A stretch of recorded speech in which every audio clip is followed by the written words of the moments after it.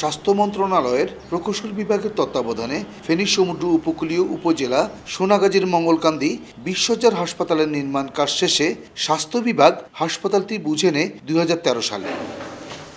পরের বছর থেকে পেশনে একজন চিকিৎসক, একজন উপসহকারী কমিউনিটি স্বাস্থ্য কর্মকর্তা ও একজন কর্মচারী দিয়ে বহির্বিভাগ চালু করা হয়। চিকিৎসক থাকলেও বেশিরভাগ সময় সেবা চলে সহকারী নির্ভর।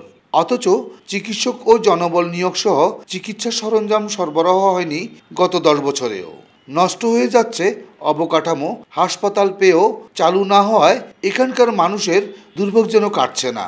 এখানে ডাক্তার নাই, ভালো ওষুধ নাই, ভালো চিকিৎসা নাই, মেশিনপত্র নাই, রোগী সেবার যত্নের জন্য কিছু নাই, দূরে যেতে হচ্ছে। জিনিসপত্র নষ্ট হয়ে যাচ্ছে, এটার জন্য আমাদের কিছু তো করার নাই। আসলে যতটুকু করার আছে সেটা আমরা করতেছি।